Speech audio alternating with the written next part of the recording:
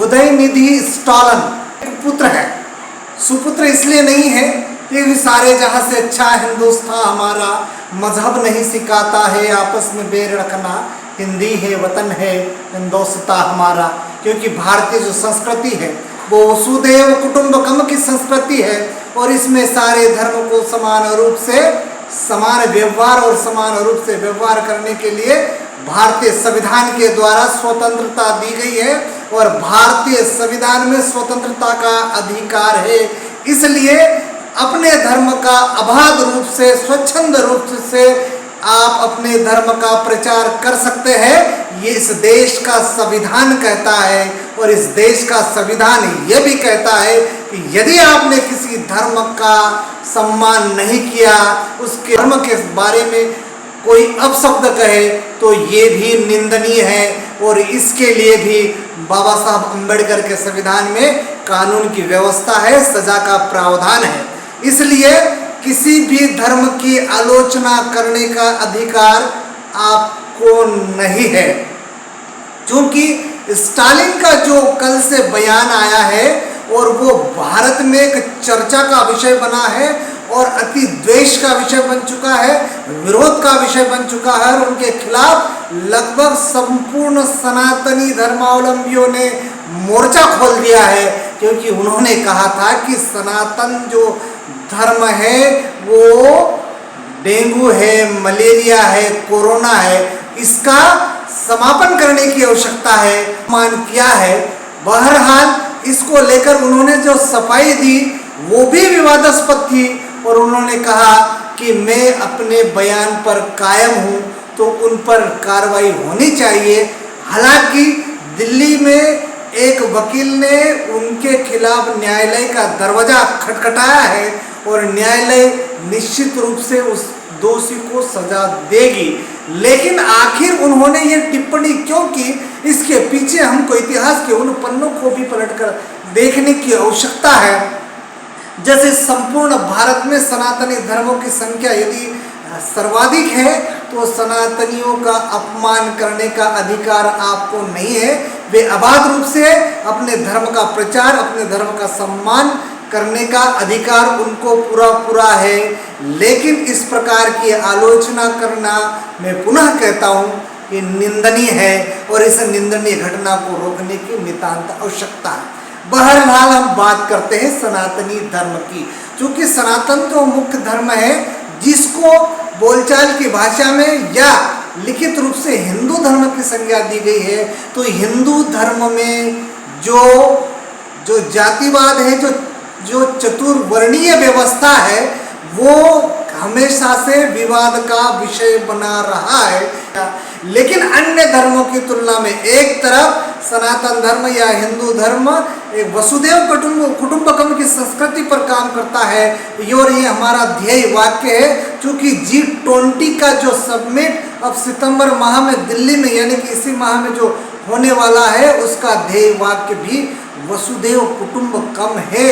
लेकिन दक्षिण में हम बात करते हैं कि जब दक्षिण में जाते हैं तो पेरियार जैसे एक विचारक भी उभर कर सामने आते हैं। उन्होंने खुले रूप से हिंदू देवी देवता पर सीधा आक्षेप किया था और उन्होंने चेतावनी दी थी कि यदि मैं उनका विरोध करता हूं तो वो मेरा नाश कर दे और वे हिंदू धर्म के विरोध में खुले रूप से सामने आए।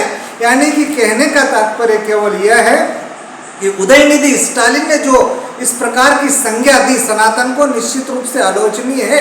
किंतु ऐसा क्या स्थिति बनी संपूर्ण देश में या उनके समय ऐसी क्या स्थिति बनी कि हिंदू धर्म में अलग अलग शाखाएं बढ़ गई। ये जो चतुर्वर्णीय व्यवस्था है, कहीं न कहीं इस देश में जो अनुसूचित जाति और अनुसूचित जनजाति और अन्य पिछड़ा वर्ग जो शोषित और वंचित लोग हैं, उनको इस चतुर्वर्णीय व्यवस्था के आधार पर यदि उस दौरान रखा गया तो वही चतुर्वर्णीय जो व्यवस्था है वो आगे जाके एक श्राप का काम किया है, समय समय पर शोषण किया है। और आज भी संपूर्ण भारतवर्ष में अनुसूचित जाति और अनुसूचित जनजाति को लेकर, जो दलितों को लेकर जो अत्याचार अन्याय की जो खबरें जगजाहिर होती है, अखबारों के माध्यम से आती है, सुर्खियों में रहती है, तो फिर ये प्रश्न भी उठता है कि सनातन यदि सार्वभौमिक है, यदि सबको लेकर चलता है, यदि तो हिंदुत्व है और हिंदुत्व एक जीवन शैली है, तो जीवन शैली में ऊंच नीच कहाँ से आया? आखिर ये किस आक्रांता ने ऊंच नीच की इस देश में परिपाटी प्रारंभ की? वो भी एक चिंतन का विषय है। इसी को लेकर करुणानिधि या इससे पहले पेरियर ने भी सवाल खड़े किए थे। अब उसका जवाब ये होना चाहिए कि यदि उनने सनातनी धर्म को इस प्रकार आक्षेप लगाया है, तो जो सनातनी धर्मावलंबी है वह इस बात का चिंतन करे, इस बात का मंथन करे और इस बात का कल्पना करे और इस बात को लेकर दुनिया में जाए कि हम वसुधैव कुटुंबकम कि एक ध्येय वाक्य पर चलने वाले हैं और हमारे बीच में कोई छोटा, कोई बड़ा है, कोई नहीं है, कोई ब्राह्मण नहीं, कोई क्षत्रिय नहीं, कोई वैश्य नहीं, कोई शूद्र नहीं, क्योंकि इंसान ने दो ही प्रकार की जाति बनाई है, एक पुरुष जाति और एक महिला जाति यानी कि स्त्री जाति।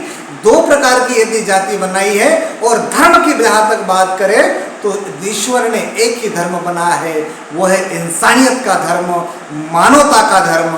यदि सनातन इंसानियत का धर्म है, मानवता का धर्म है, तो इस प्रकार के प्रश्न उठाने वाले को सनातन स्वतः ही जवाब देगा, क्योंकि सनातन एक बड़ी और महान परंपरा है।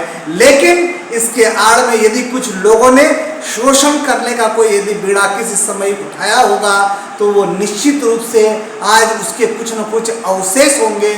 और समय समय पर जो खबरें आती है कि दक्षिण भारत कहे या मध्य भारत कहे या उत्तर भारत कहे या राज्यों के संदर्भ में कहे, विशेष करके राजस्थान के संदर्भ में अनुसूचित जातियों के विरोध में या उनके शोषण में या उनके ऊपर अत्याचार संबंध में, मध्य प्रदेश में, उत्तर प्रदेश में या ऐसे विभिन्न राज्यों में ऊंच नीच की बात को लेकर जिस प्रकार से तनातनी होती है और जो सनातन धर्म को जो बदनाम करने की साजिश होती है, उससे हमको ये सीखने की आवश्यकता है और दुनिया को ये बताने की आवश्यकता है कि सनातन धर्म में कोई ऊंचा नीचा नहीं है। और यदि उस संस्कृति ऊंचा नीचे की संस्कृति का यदि कोई पालन करता है तो उसको सख्त दंड देने की आवश्यकता है।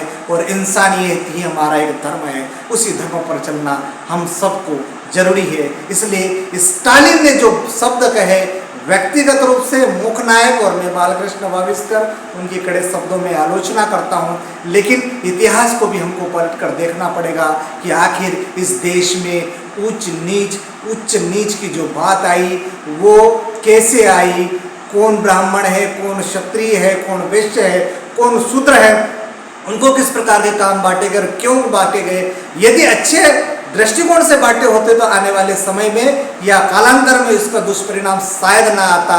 और इस प्रकार के स्टेलिन जैसे लोगों ने जो भारतीय संस्कृति, भारत में एकता की बात करने वाले और भारत में जो विविधता में भी एकता की बात करने वाले ऐसे देश पर इस प्रकार के सनातनी लोगों पर, सनातनी धर्मावलंबी पर यदि इस प्रकार का बात कही है तो निश्चित रूप से निंदनीय है। आपने सनातन पर तो बात उठा ली, तो इस देश में और कई धर्म है, इस देश में इस्लाम है, इस देश में बुद्धिस्ट है, इस देश में जैन है और कई धर्म है, आपने उन पर तो नहीं उंगली उठाई। इसलिए आप इस प्रकार के वातावरण से, राजनीतिक दृष्टिकोण से या चुनावों के दृष्टिकोण से अपनी राजनीतिक रोटियां सेकने से इस प्रकार के काम ना करें और भारत को एक रहने दे, कौम को कभी कबीलों में मत बांटने दो। इस देश को ये बुद्ध का देश है, शांति का देश है, इसलिए शांति और अहिंसा से रहने दीजिए। स्टालिन जी, इस प्रकार के राजनीतिक बयान देकर आप किसी को बदनाम नहीं कर सकते, किसी का अपमान नहीं कर सकते। जय हिंद, जय भारत।